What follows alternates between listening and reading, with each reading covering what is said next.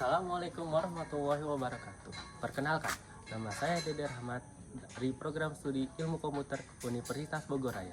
Dalam kesempatan video ini, saya akan mengilustrasikan tentang waktu. Selamat menyimak. Waktu, kata yang sering banget kita anggap remeh, ya nggak? Kayak cuman lewat begitu aja. Padahal kalau kita lebih pikirin lebih mendalam, waktu sebenarnya salah satu aset paling berharga dalam hidup kita. Hari ini yuk kita coba bahas dari sudut pandang filsafat. Apalagi dari tokoh keren kayak Marcus Aurelius. Yuk simak video ini dengan ilustrasinya. Marcus Aurelius pernah bilang, jangan buang waktu memikirkan masa lalu atau khawatir soal masa depan. Fokuslah pada saat ini. Keren banget kan? Kutipan ini ngajarin kita buat bener-bener hidup di momen sekarang. Nggak terjebak sama penyesalan di masa lalu atau kekhawatiran soal masa depan yang belum tentu terjadi. Lewat pembahasan ini, aku pengen ajak kita semua buat sama-sama mikir dan refleksiin gimana waktu itu sebenarnya lebih dari sekedar hitungan jam atau detik di kalender. Filsafat ngajarin kita buat pakai waktu sebaik-baiknya. Fokus ke hal-hal yang memang penting dan punya makna buat hidup kita. Yuk kita coba sisihin sedikit waktu buat paham, renungin, dan pakai waktu kita dengan lebih bijak. Karena jujur aja, waktu yang udah lewat nggak bakal pernah balik lagi loh. Jangan sampai kita nyesal di kemudian hari.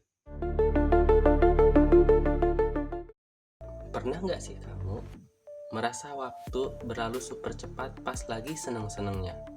Kayak saat ngumpul bareng sahabat atau liburan seru. Tapi giliran lagi nunggu antrian panjang atau ngerjain rutinitas yang ngebosenin, waktu kayak jalan lambat banget.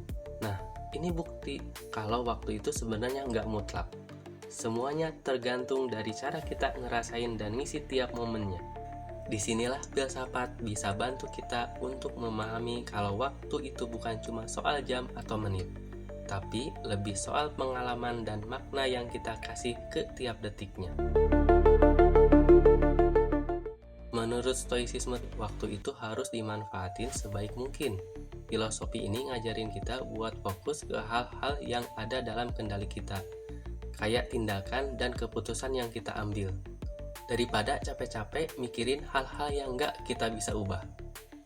Misalnya, pas lagi kejebak macet, daripada sebel dan ngeluh, kenapa nggak coba dengerin podcast yang inspiratif atau mikirin hal-hal yang positif dalam hidup?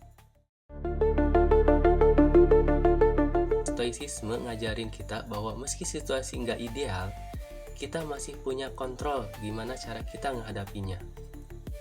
Di sisi lain, eksistensialisme bilang kalau setiap detik itu adalah peluang emas buat bikin hidup kita lebih bermakna. Pandangan ini melihat waktu bukan cuma sekedar sesuatu yang lewat, tapi sebagai ruang buat mendefinisikan siapa diri kita. Contohnya, pas kamu lagi hadapi tugas yang berat, daripada nganggap itu beban, lebih baik kita lihat itu sebagai kesempatan buat tumbuh dan belajar. Eksistensialisme ngajarin bahwa waktu itu adalah tempat di mana kita bisa menciptakan kehidupan kita sendiri. Kalau dipikir-pikir, dua pandangan ini, stoicisme dan eksistensialisme, pas banget buat zaman sekarang. Di era digital, waktu seringkali terasa kayak aset yang makin hari makin habis. Kita terus dikejar-kejar buat produktif, tapi sayangnya banyak dari kita yang malah lupa buat bener-bener hidup di saat ini. Coba deh pikirin, hari ini kamu ngabisin waktu buat apa aja? Apa yang kamu lakuin bikin kamu bahagia dan makin dekat sama tujuan hidup kamu? Kalau jawabannya enggak, mungkin ini saatnya buat refleksi dan mulai fokus ke hal-hal yang penting. Ingat, setiap detik itu kesempatan emas buat bikin hidup kita lebih berarti dan berharga. Seperti yang pernah dibilang oleh filsuf legendaris Seneca, bukan waktu yang terlalu sedikit, tapi kita yang terlalu banyak buang-buang waktu. Kutipan ini jadi pengingat buat lebih bijak dalam menjalani waktu. Yuk, mulai hargai setiap detik yang kita punya dengan fokus ke hal-hal yang bisa kasih nilai lebih. Bukan cuma buat diri sendiri, tapi juga buat orang-orang di sekitar kita. terakhir, aku pengen tahu nih, gimana cara kalian memaknai waktu? Punya tips atau cara unik buat bikin waktu kalian lebih bermakna? Tulis dong di kolom komentar ya.